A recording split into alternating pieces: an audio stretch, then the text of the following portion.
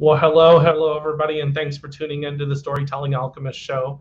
Pretty excited about having my guest tonight because she's talking about healing work, which obviously, if anybody's watched my show, is my thing. I really like to talk about healing the soul, healing anything physically, stuff like that. And she has some very comprehensive work that we're going to be talking about. And honestly, I've seen a lot of work and I've seen a lot of books. This book goes into um, pretty much anything you can think of. It's called the Spiritual Freedom Techniques. And I'm excited to talk about with our guest, Jen Ward, about her work. And I'm going to bring her on right now. Hi, Jen. How are you? Hi, Jeremy. Great. How are you doing? Wonderful, wonderful, wonderful. Um, yeah, so spiritual freedom techniques. When I first started looking at your book, I thought, wow, this is similar to emotional freedom techniques. Then I realized it's not. Thank you. Thank you.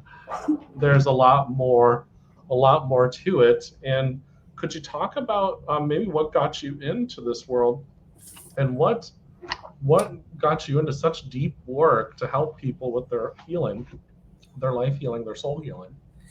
Um, well, I started later in life as a massage therapist, and when I went into the in the classes, I figured I realized that I could move energy with my intentions. Like they would share like different modalities, like cranial sacral or um, meridian points and stuff. And I figured out really early that if I put my intention in the body, I could actually move their energy through the body with my intentions. So we were like symbiotic in that way. And at the same time, I was going to a healer who was using tappings and emoting sounds like I emote sounds. And and I realized there was a glass ceiling kind of on what he was able to tell me. And so I was able to like make the leap to what was the next step that wasn't part of his protocol. Because part of what I do is like everyone is different. There's some issues that are the same, but a lot of what's in an individual is like so unique and different that you can't use. For me, I can't use just a protocol. It's not a formula. It's everybody is so unique. And so I learned how to develop taps that would take people beyond the limitations of what other tappings that I was introduced to. That's you brought up some really cool points. One, my massage therapist, which I hope she's watching right now because she likes to watch my show.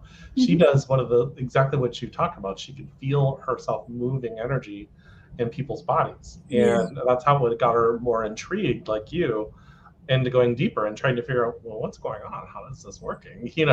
All that kind of stuff. And what I really like, I mean, I studied other forms of tapping, EFT, many years ago, and mhm. when I same thing you're talking about, I found to me, yeah, I guess it wasn't necessarily limiting, and I could do a lot, but I felt like I was doing a lot of Yeah, this going around on the hands and stuff like that. And I felt like in order to teach that to somebody that's really trying to do some healing work, that was really complex, right.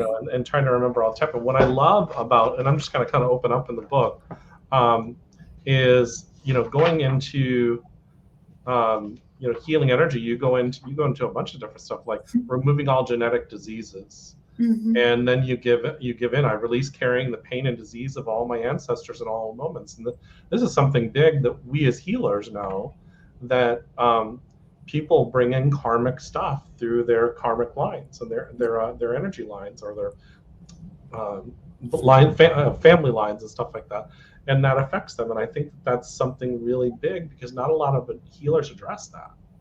Oh, well, for me, I'm able to read Akashic records really easily.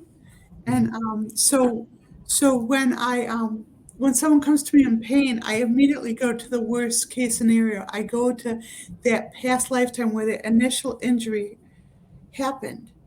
And there are some things like a neck issue, a sore neck is usually one of four things in general, like a decapitation, uh, uh, uh, getting hung, getting your neck snapped, or getting choked to death. So those are the 4 bases to start with and stuff. And then I actually see the scenario of what's happening. Like in this one client, I saw that she was like a queen and she was being executed in front of her people.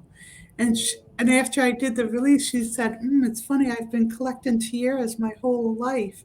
I have my own collection of tiaras." So obviously, that lifetime was like impacting her.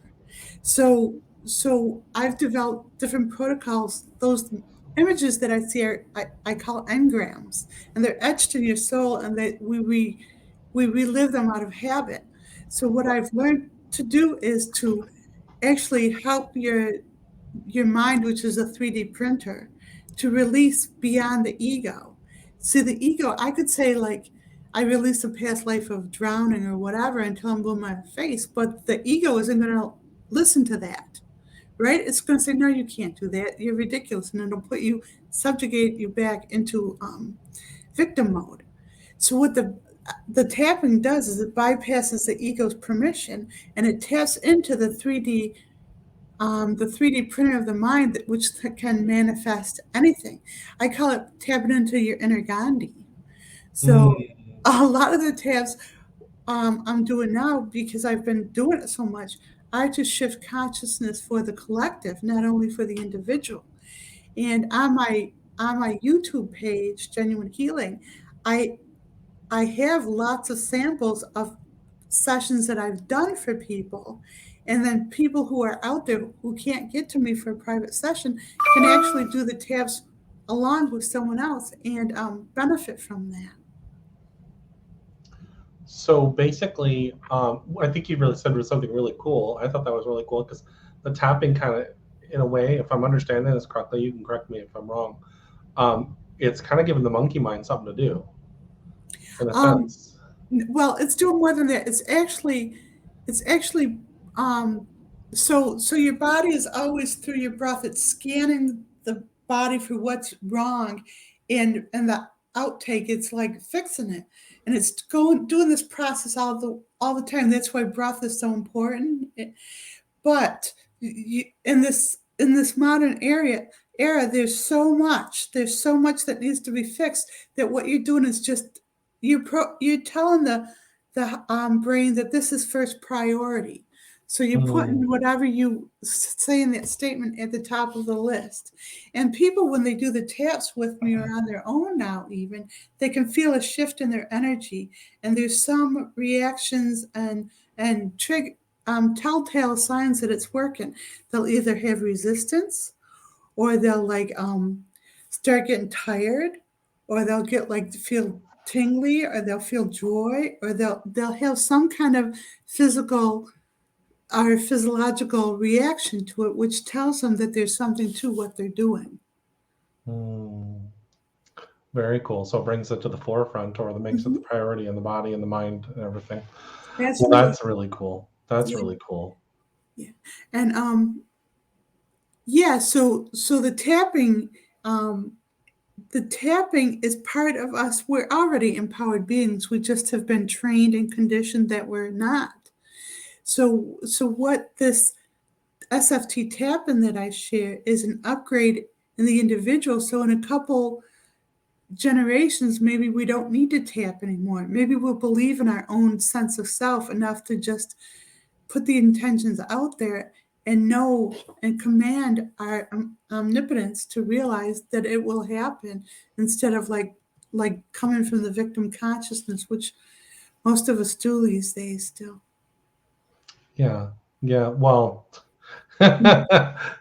that's true. Unless we've started doing our work, and then we may go into the victim. I don't know if you agree with this. We may go into that victim mindset, but if we've done a lot of work, then we're going to change that and recognize it pretty quickly. And yes, then start working on it. Yes, that's true, as long as the work takes us in the right directions. Now there's this thing I call the spiritual elite. And there's people out there that want to be worshipped and admired for their know-how or whatever, and they would rather gain followers than to help the individuals become empowered. So you have this mentality where people are programmed to just follow along or find a guru or find someone to be better than them that they can like give their power to. And so the SFT tapping protocol and everything that I do is to shift that, because I came into this life such an unpowerful person that it hurts me to think of people giving up their spiritual power. And a lot of stuff that we're trained is accurate, even in the spiritual realms, is like misinformation. And so it's important that you listen to your own gut and ask questions about yourself, because everyone is different, and my truth, it may not be your truth. Like even like dream symbols, like my experience with water may be different than someone's who's drowned in it. So when you have an experience where a symbol of like when water comes through, it means different things to different people. Does that make sense? No, it totally does. You said a lot of really awesome stuff there. You mentioned that you came into this life not very empowered, Right. And that you've also mentioned we're all empowered beings, but we've been led to believe or programmed to believe that we're not. And then you're talking about different experiences, because one of the things that's very disempowering to people is I talk about my experience, and then somebody else talks about their experience, and they may differ, or they're really the same thing, but they're talking about it differently. Right. And so therefore, internally, we start to think, well, maybe I'm doing it wrong. And Exactly.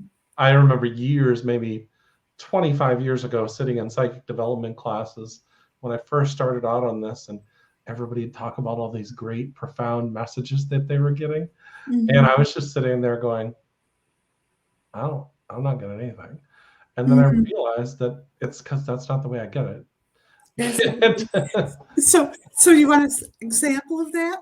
Yeah. When I was in the spiritual group, it was a big deal to like try to get out of your body, right? Oh my gosh. And only a handful of people could really have the out of body experiences that were expected if you were a spiritual being, right? So, and then the rest of us felt like failures. It's only occurred to me recently that we don't have to leave their body. Where we are in our beingness is the center of the universe. And the people who had tried so hard to get out of the body had to get out because they weren't feeling good in their beingness. They were trying to escape it. So it's a form of spiritual escapism, where you and I innately know that this is our universe. So what we do is we expand our consciousness right where we are and realize we don't have to be in or out. We're everywhere at once. So we're not trying to escape anything. It's funny you should say that. Probably like 15 years ago, that occurred to me, and I was like, and I said that in a group, and they all were like, Exactly. "What do you mean you don't get out of your body?" I'm like, "Why? When I'm supposed to be at center and in the now of the moment, in this existence here right now?" And they're like, "But no, this is how we go up to the different dimensions." And I said, "I'm not saying you're wrong. I'm just saying this is how I experience it." They're wrong, because you can be in, I mean, like, I know. I know. It's good that we can say that out loud right now, and we won't get too much hate mail from this. Well, we might. I mean, It's okay. Well, it's interesting. Even if we went outside the realms of, back in the 90s, when we went outside the realms of Reiki, people were like, "What are you talking about? Reiki's the only thing." And I'm like, "It's one thing." And they maybe go about different directions to do something similar. And it's really interesting. But I think that one of the most profound things that was ever taught to me is that if you say one thing is the only thing, then you limit yourself from understanding other ways of looking at it. And I always just think that that's really, really powerful. And that's how I learned about things. Well, you have to have an open mind to have a show anyways, and to look at other things. But you mentioned Akashic Records. And so I have a couple friends that do Akashic Records readings, and one does Akashic Records therapy. But do you think that that's only for a limited few? Or is that something that other people can do? So if you don't believe in past lives, you mean to come and have a session with me? That kind of like to have you Well, it can everybody do or touch their own Akashic records or read their own. Absolutely. Yeah. You want to exercise to practice it? Yeah, absolutely. Okay, Yeah. so this is how the adepts, I call my spirit guides the adepts, because they're not like the typical, you know, ones that everyone goes to. They like to remain anonymous because they're not ego based. And as soon as you give them an identity, then people put them on a pedestal and they repel them. So they don't like to be associated with their identities, even though they have them. Well, anyways, they taught me in high school, I would sit in the mall and people watch. And I could watch someone come in walking towards me, and there would be like an older woman. I could see her as younger, or like a baby. I could see what it was going to be like when it was older. And if you do that more and more, it's practicing. You're actually going into those records and practicing um, reading them. It's almost like a ABCs of learning the Akashic records. I feel like you and I have had very similar journeys in a sense because I've Uh-huh. never done that, but I used to sit out. I live in Tampa, Florida, and there's a little area called Ybor City. Mhm. And we used to, me and a friend used to sit on 7th Avenue and we would watch people come by and we'd feel their energy. And so we'd start talking about, what we were, feeling and seeing and stuff like that. It was really powerful, but that's a really good practice, Yeah. connecting with people Yeah. and allowing yourself to really connect with them. And people tap into their past lives all the time. I mean, everything you are is a compilation of everything you've ever been. So you have likes, you have favorite places, you have fears. And I tell people, if they're afraid of something, it's not something that's looming in their future. That everything they're afraid of is something that's already happened.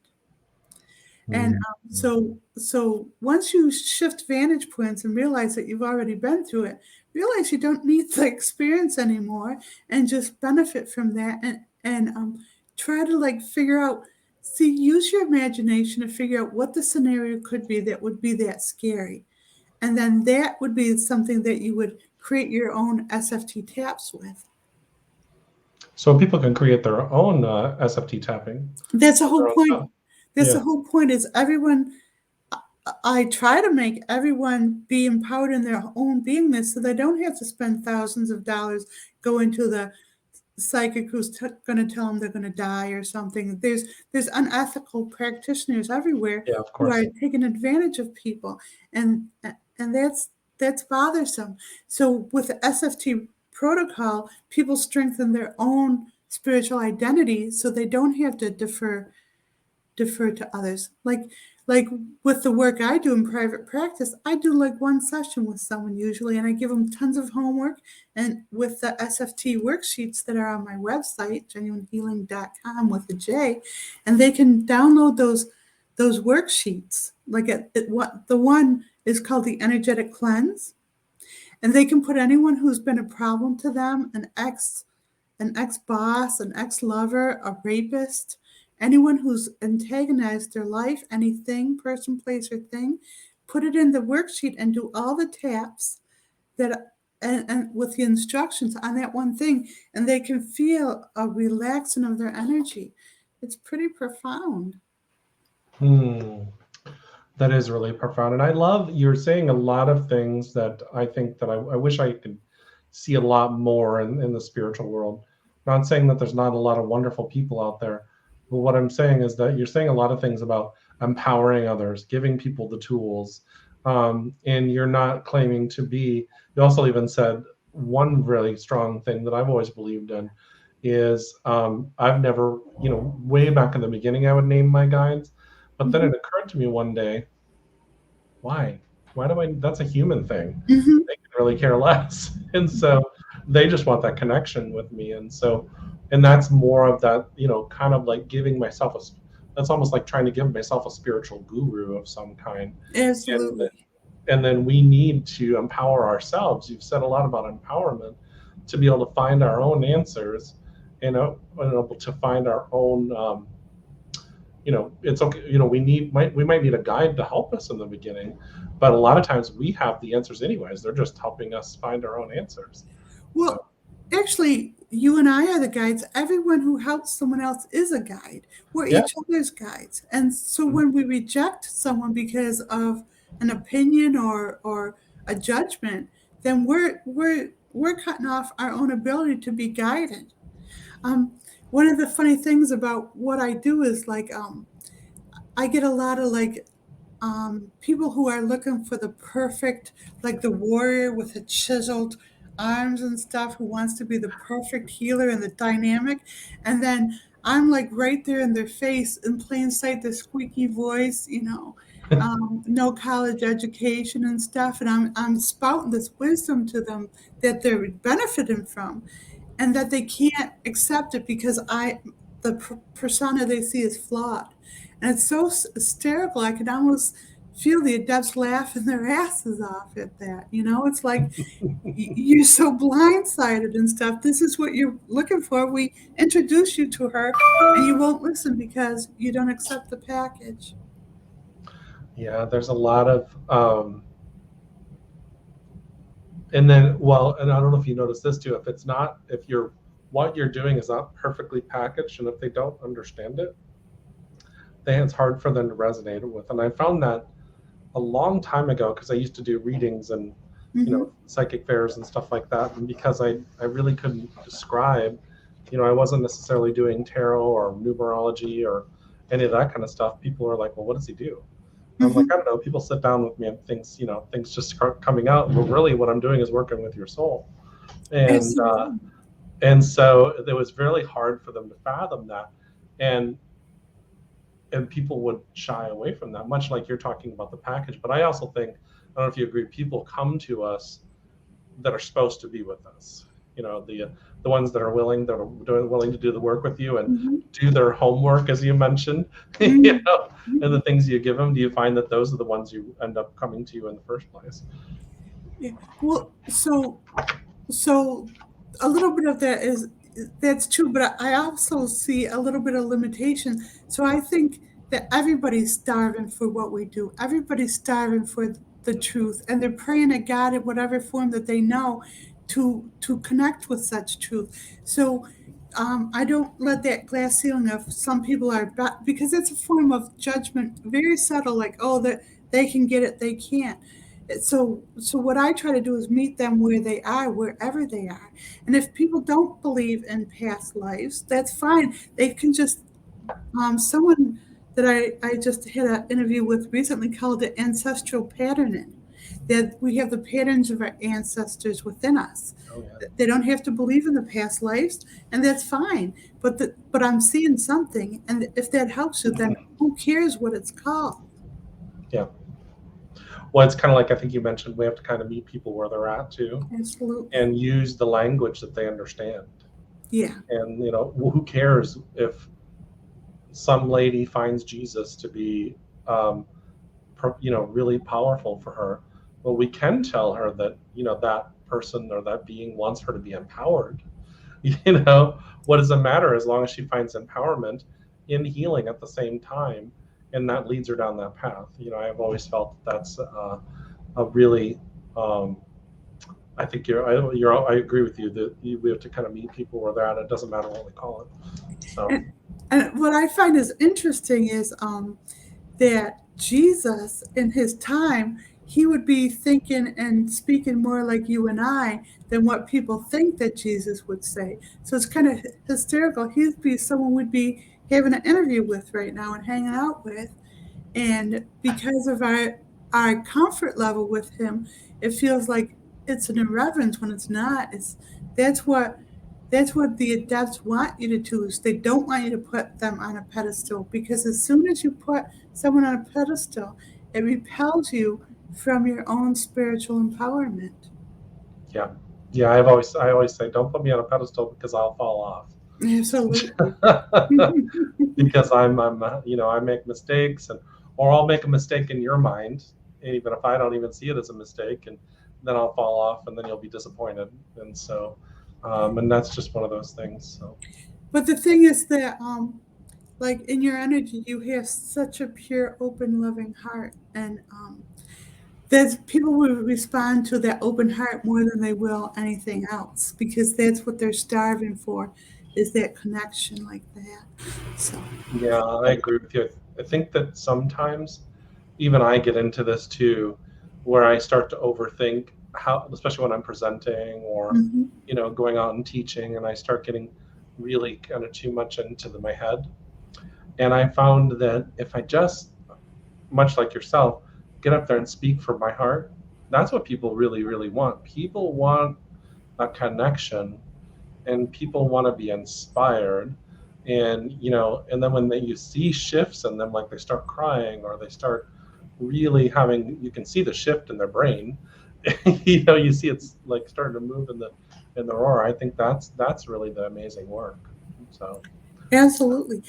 I want to point out that another purpose for the SFT um, work is that we've started these, and this has taken me by surprise. People want to be SFT facilitators, which is great because there's so many people like yourself who's not locked into a modality and can't describe the expansiveness of what they do in, like, beyond Reiki, whatever. It's not one modality like that. So what happens is they can use the SFT, and they can, as long as they're pure, they can be an SFT facilitator, because it's really easy to lead someone through the taps when you can pinpoint an issue and just watch. I invite you to try that with someone and see how beautifully it works with them. yeah, Um, most definitely, most definitely. Well, can I take a second to show your website real quick? I'd love And that. Thank you. well, I want to jump in, everybody, because I want to show you her website. There's a lot of great stuff on it. Just give me 1 second. I'm going to pull that up. All right. So this is I think it's genuinehealing.com, as you mentioned earlier. And where is is this where all the protocols are? SFT tapping protocols. There was Yes, something else you mentioned as well. the energetic cleanse is the one of them, and that's the one most popular. And then yeah. And then they can download it at the bottom. And there's 4 protocols that people can use. And that one's really important. That one started out as the energetic divorce. So when people were, I thought it was um, like when people broke up, I thought it was really not necessary for them to be enemies. The reason why people fight with people when they're breaking up with them is they're trying to get their energy back and create a boundary with that person. And they don't have to do it through anger; they can do it through these taps, and that way they don't have to lose that loving connection. They can just create that separation in energy and maintain their sovereignty and their benevolence with that person. So that's really important. And then it also works with like the rape victim or someone who's like been a victim of any way. You can actually, because I had this situation in the past where someone like beat me up, and they shoved their anger into my body, and I didn't have the right kind of energy workers that were able to help me pull it out. And so eventually, I think I used my own protocol to get the anger out to the degree I needed to get out of that, because that anger changed my whole personality. And once I got it out, I could go back finally, but I struggled for decades with that anger in me. And finally, I could get back to my kinder essence instead of wearing that junk in me that wasn't Yeah. mine anyways. And I think that's what rape victims go through. Yeah, of course, because that essence of all that anger and messed up energy is all over them, and so it's more than just the violation. It's a whole lot of things. But I just there definitely for everybody, go to her website and look at these protocols, because there's a lot of really cool stuff on here. And then there's stuff about Jen, and most importantly, her books. Yeah. A lot of great books on here. So the SFT is the second edition, which I highly recommend getting it off my website, because my fiance Marvin, who's edited all my books now, and he he was really good at forcing me to put all my experience of all the taps back into that weren't quite in there in the original. And so there's a lot of, like, from all the clients I've done, everything I learned from them and all the wisdom that I learned from each client, because everyone has their own story, is now infused back in the second edition. So I highly recommend that one. And we call it a textbook for life because it can help with anything. It can help with not only your own personal growth, but if you have those people around you who are pulling at you, you can just you can just give them the taps to do for their issue, and then you can prevent them from dumping on you then, because if they're not going to do the taps for themselves or not do that work with you, then they really don't want to be better, do they? They just want to use you as a dumping ground. So it affords that boundary that people are looking for, so they can politely refuse the dumping without looking like a jerk. Wow. Wow. Very, very cool. Yeah. So everybody go to genuinehealing.com and then go to the books and the protocols. Well, also get to know Jen. Look at her.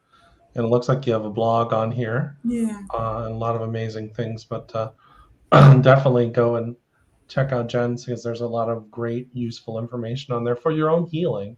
Yeah. And to be quite honest with you, everybody that's watching, hey, we all need healing. Even the healers need healing. Yes. And we're constantly working on ourselves. So, yeah. So, go ahead. Is there any way you can pull up my YouTube page too? Because there's like, Oh, yeah. Let me, that would be great to show. yeah, let me see if I can find it in the links that was sent to me. Oh, if not, I'll just look it up. How's that? Thank you. Yeah, of course. Would it be under Spiritual Freedom Techniques? It would be under Genuine Healing with a J. Okay.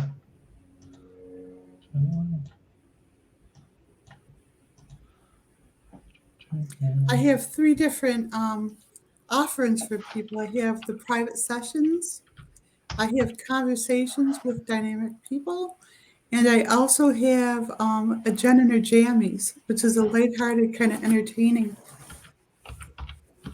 thing. I love that. It was a brainchild of Marvin, my fiance, because he's so straightforward business. And the dichotomy of us together, are the opposite polarities, is hysterical. Because I'm like just out there, and he's straight laced, and he's trying to follow what I'm saying, and he's not getting it all, and he's like struggling. It's kind of amusing. Yeah. Okay. Awesome. Well, yeah, so I just subscribed, everybody. So subscribe to her channel when you get there. Thank you. Thank you. And so I'm just going to go under videos. Mm-hmm. So you can see the Jen and her Jammies. They're all 3 are up there. Jen and the Jammies, and then a conversation with Jen where I'm half me and half Madame Blavatsky. This one? Okay. Yeah. Oh, yeah. Yeah. I like that. So this one, and then this one? And then the one with the pink one that's the private sessions. Yeah. Okay. So that's Marvin. That's my fiance trying to make sense of me.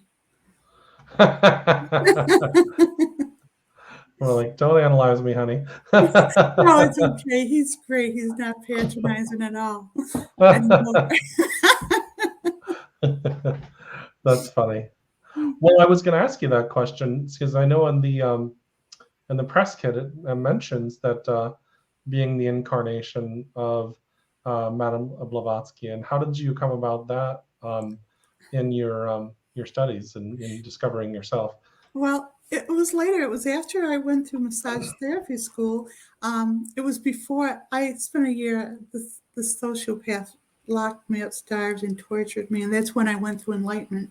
So it was before I went away to have that experience with the sociopath. I was looking on the internet and I saw this picture of her, and the adepts told me that was you. And I didn't know who she was and stuff, but she looked like my sister and my niece, and I thought, I'm not her. She's too homely. And so I didn't want to be her and stuff. So I was in denial. But then when I came back, and that was before I had any healing abilities or writing abilities. And later I had her book and I was holding it up next to my face, and my cousin, his jaw dropped, and I look exactly like her. And then I got a compliment the other day. Is like, this woman was really angry with me, and she says, "You say one thing 1 minute, and you say something else another minute." And to her it seemed like the biggest insult.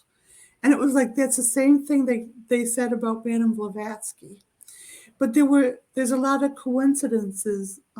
Like her first book, Isis Unveiled, was published in my hometown, which I didn't realize, and that bookstore is still there.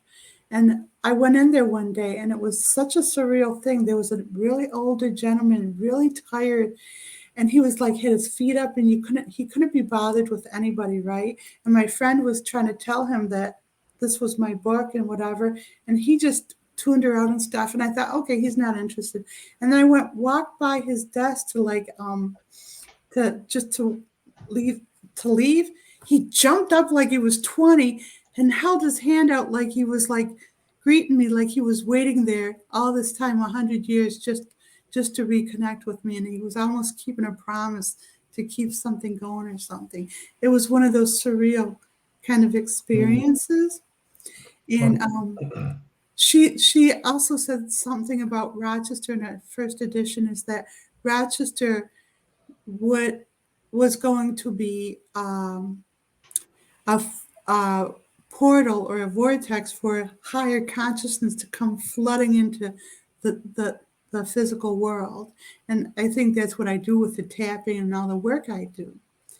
And she also talked about this wrapping, and I didn't know it until recently. And it's like the wrapping, she was talking about the tapping that I do. So there were all these things, and she talks about how special Australia is, how it's like it's the place of a second Lemuria. And what's interesting is when I met my fiance, Mark, well, we didn't meet yet because of COVID and everything, but when we connected, we both had half of the same dream. My dream was to create this healing forest where I imbue my healing abilities in the trees, and people relearn how to communicate with trees like they used to do before the pagan genocide, before all goddess energy was killed out of us. That's why we're so afraid to be tree huggers, because it brings up the fear of that genocide that happened and the crusades that followed after that, and the dark ages that we still have been in since until we embrace our female energy. So I forgot what I was saying. We were talking about Madame Blavatsky and your connection, your life. Yeah. Okay, thank you. So Marvin has the other half of that dream of like having this community that's like self-sustaining and stuff, and teaches people, re-educates them on accountability with the earth and that spirituality, that nuts and bolts spirituality of your own integrity. And so we realized that we had each had half of the same dream. And then I was going to buy this land for my forest here. I was growing my own forest around my yard. And then we decided that I would move to Australia and combine our dreams. And so the healing force that I had here, actually one of my clients came and took it to Vermont. So now the Genuine Healing Forest 1.0 is in Vermont, and I'm now free to like move to be with Marvin in Wodonga when the COVID opens up the borders. Wow. Yeah. That is a really cool connection, and how it's really taking you on. Well, it seems like it's taking you on a journey too of discovery. Absolutely. Yeah. There's another connection because he's really into having fruit trees on our property. He's really excited about that. And in Madame Blavatsky's life, she was she practiced botany, so she was doing that with the trees. It's almost like she was preparing for this lifetime all along. And I asked a psychic once, because you don't say you're a famous person because that's like, that's ridiculous. But then I asked the psychic, and he pulled up this quote from her mother in that lifetime. And her mother, now, Madame Blavatsky had a really entitled lifetime then. But the mother said, poor Helena, poor Helena. I just dread the life she's going to go through. It's horrible. And she had had a pretty good life. So the mother was talking about the life I've been through, because this lifetime has been a literal hell on earth as preparation for the work I do now. Right. Well, it sounds like you're finding a pretty amazing guy now in Yeah, your life, Tess. he is. Watch Jen McCammy's and watch him squirm. It's so fun. People find it entertaining. Yeah, I used to be a guest on a show where the husband was a skeptic and the wife was she did light language, and he didn't understand a word she did, but he didn't understand anything she did, but he loved her. But on the show, he would really ask a lot of questions, partially because he was curious and partially because he really didn't believe in it, and or he was really trying to understand. So he was less of a naysayer than he was just trying to comprehend what we were doing and what we were talking about. And I thought it was a cool relationship. So that's what Marvin brings to the book. So the second edition that I have here is because Marvin he said, this is so funny. This is another connection to Madame Blavatsky, even though he thinks of it as not flattering. He says, I write like English is my second language. And of course, she wrote in Russian and stuff. So it's kind of funny that he said that.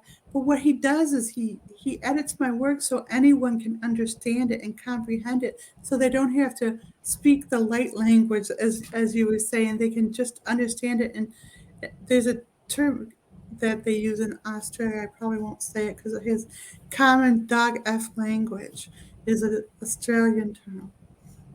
Okay. You've never heard that, right? I never heard of it. I never heard of it. Well, it seems like for everybody get this book, because I'm going to start studying it a lot too, because in my work, when I'm working with people and touching into their past lives, their records or whatever, and we see something that's really affecting them, and all of the things that they've tried is not working. All their affirmations and all that kind of stuff not working. Why not try something different and see the difference that it'll be in your life and in other people's lives? And I think that so definitely check out Spiritual Freedom Techniques. Yeah, because can I just I must have the galley copy. No, that's the first edition. I promise you, we just got the new edition out. That's why we're so excited about it, and people are just starting to get that. But about when you read people's past lives, what I find is if you just tell them what it is, the ego will get them more enthralled with the drama and the story of it instead of releasing it. So in some ways, it just enlivens it and brings it into the present even more. Oh, I did that. Oh, wow. And instead of I personally don't give them a lot of details. I get the worst of it. I get to see the rapes, the murders, the executions, the decapitations, all of that. And I spare them from that, because if they could handle it, they would handle it. So the fact that they're not is okay. They can stay pure in the physical and not have to deal with it, and just do the taps and release it and not have to bring it into the sacred moment, if that makes sense. Yeah, that makes a lot of sense. Or then they go, I was not a very nice person in the past. Right. You should back up a little bit. I've actually seen that before, and I'm like, you just took that and never mind. Well, Jen, this is great. Thank you so much for coming on the show, and really just benefiting. Any last minute wisdom that you'd like to give the listeners before we kind of end the show tonight? So truth and love resonate at similar frequencies. So if you don't see enough love in the world, it's because there's not enough truth. So if you want more love, bring more truth into the world, if that's easier than giving love. Thank you so much, everybody. Lots of great guests coming on. in the next few weeks. My guest next week is a good friend of mine that hasn't been on the show probably in about 5 years. It'll be a recorded show because she's in India, and 10 o'clock her time, my time would be very early in the morning for her. But it's Rashmi Kilmani, and we'll be talking about her work because she's moved from England back to India. So that was, I didn't know that. We hadn't talked in a few years. So anyways, great show coming on, and everybody be blessed, and thank you for watching the show, and have a great week. Mm. Awesome.